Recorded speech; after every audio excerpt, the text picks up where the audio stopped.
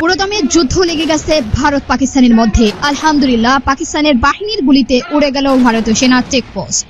প্রশ্ন উঠছে, পাকিস্তানের কাছে পারমাণবিক অস্ত্র থাকায় ভারত কি ভয় পাচ্ছে? আবার পাকিস্তানের বিরুদ্ধে ভারত ঢালাওভাবে বক্তব্য বিবৃতি দিলেও পেহেলগামে হামলায় পাকিস্তান যে জড়িত তার কোনো প্রমাণ দিতে পারেনি নয়াদিল্লি।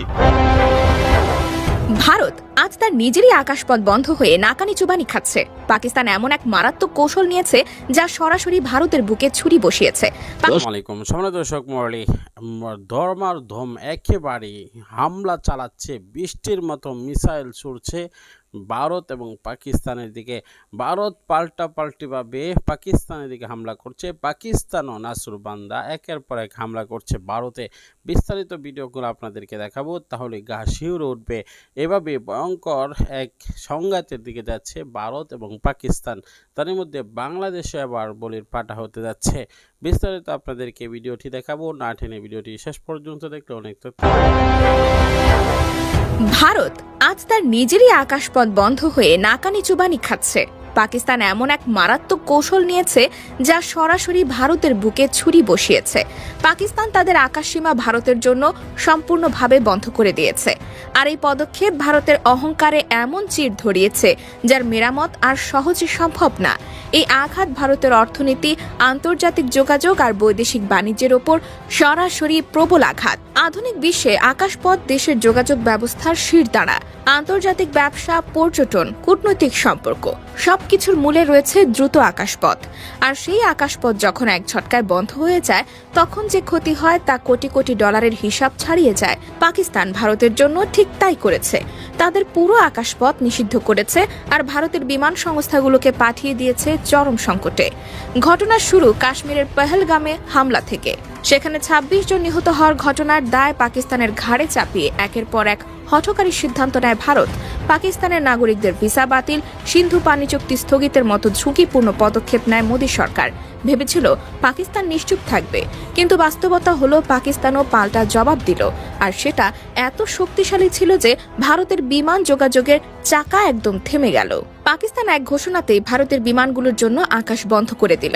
উত্তর আমেরিকা, ইউরোপ, মধ্যপ্রাচ্যের মতো গুরুত্বপূর্ণ রুটগুলোতে এখন ভারতের বিমানগুলোকে বিকল্প দীর্ঘ রুট ব্যবহার করতে হচ্ছে।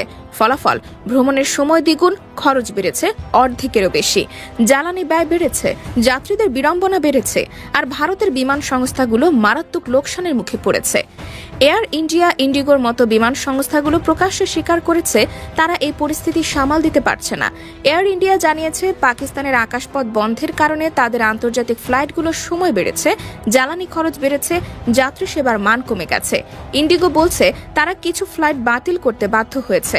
ভারতের বিমান শিল্প আজ ধ্বংসের মুখে দাঁড়িয়ে গেছে। পাকিস্তানের এই সিদ্ধান্তের ফলে ভারতের বৈদেশিক ব্যবসাও মারাত্মক ক্ষতির মুখে পড়েছে। বিমানের মাধ্যমে দ্রুত পণ্য পরিবহন বন্ধ হয়ে যাওয়ায় আন্তর্জাতিক বাণিজ্যে বিশাল ধাক্কা লেগেছে।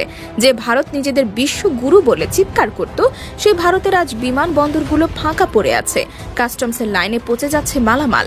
ভারতের অভ্যন্তরীণ মিডিয়াও আজ চিৎকার করে বলছে পাকিস্তান ভারতের ফুসফুসে সরাসরি ঘুষি মেরেছে।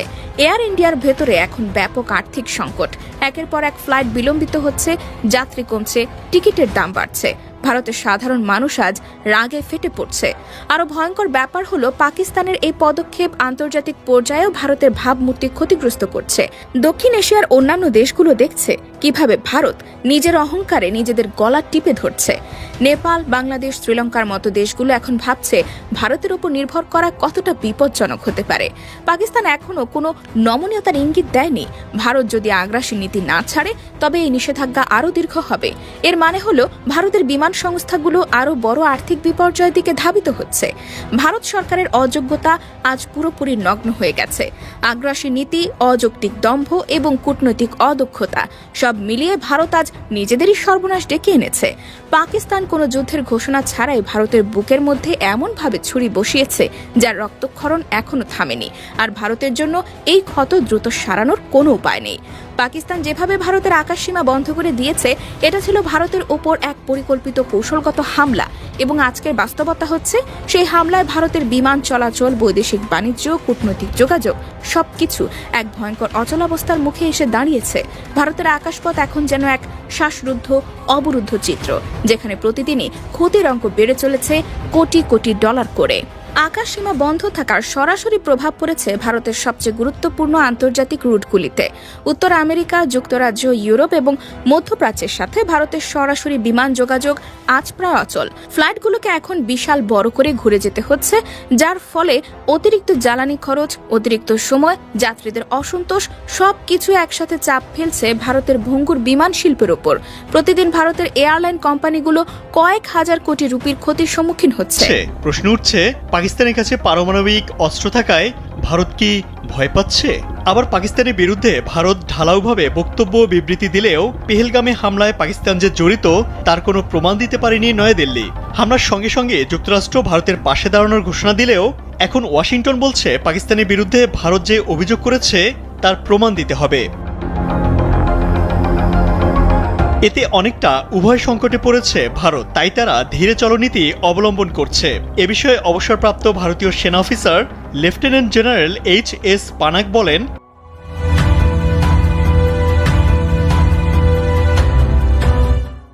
এই মুহূর্তে কোনো তাড়াহুড়ো করার দরকার নেই। ঠিক সময় বুঝে প্রত্যাঘাত করবে ভারতীয় বাহিনী। কোথায়, কখন এবং কোন পরিস্থিতিতে হামলা হবে সেটা আমজনতা ঠিক করে দিতে পারে না। পানাগের যুক্তি, বর্তমান অবস্থায় বদলার নামে পাকিস্তানের সেনা ও সরকারের মনে ভয় ঢুকিয়ে দিয়ে ভালোই করেছে নয়াদিল্লি। এর ফলে সীমান্তে সেনা এবং হাতিয়ারের সংখ্যা বৃদ্ধি করেছে ইসলামাবাদ। পাকিস্তানি সেনা অফিসারদের ঘন ঘন মহড়ায় অংশ নিতে হচ্ছে, এতে তাদের অর্থনীতি ধ্বংস হবে। দ্বিতীয়ত, ভারতের সঙ্গে সংঘাতের আবহে আপনার অবগত আছেন ডক্টর মোহাম্মদ ইউনূস। তিনি যুদ্ধকে কেন্দ্র করে একটি বক্তব্য দিয়েছেন। সেই বক্তব্যের মধ্যে তিনি যখনই বলেছিলেন যে প্রস্তুতি না গ্রহণ করা আত্মঘাতী, অর্থাৎ তিনি বোঝাতে যাচ্ছেন যে ভারত যে পাকিস্তানের সাথে লেগে গিয়েছে, ভারত বাংলাদেশের সাথেও লেগে যেতে পারে, এজন্য প্রস্তুতি গ্রহণ করা উচিত। আর প্রস্তুতি গ্রহণ করার ক্ষেত্রে কোনো পিছপা হওয়া যাবে না। এটা এরকম নয় যে 1 নম্বর না হতে পারলে খেলার মধ্যে 2 নম্বর অবস্থানে থাকবো, সেটা বাণিজ্য থাকবে, সেটা নয়। আর যুদ্ধটা এমন হতে হবে যে একতরফাভাবে জিততে হবে, আর পরাজয় গ্রহণ করলেই সেখানে শেষ। এজন্য বলা হচ্ছে যে অবশ্যই সর্বোচ্চ শক্তি যোগান দিয়েই যুদ্ধের প্রস্তুতি নিতে হবে। ডক্টর মোহাম্মদ ইউনূসের এমন বক্তব্যতে ভারত নড়ে চড়ে বসেছে। পাকিস্তানের সাথে সাথে ভারত এবার বাংলাদেশকেও টার্গেট করে নিচ্ছে। নরেন্দ্র মোদীর টার্গেটে রয়েছে বাংলাদেশ, আরাকান আর্মির টার্গেটে রয়েছে বাংলাদেশ। কি হতে যাচ্ছে, কি হবে, সেই বিষয়ে সকল আপডেট জানাবো এই চ্যানেলে। না চিনি ভিডিওটি শেষ পর্যন্ত দেখার জন্য ধন্যবাদ জানিয়ে আজকের মতো বিদায় নিচ্ছি। আসসালামু আলাইকুম রহমতুল্লাহ।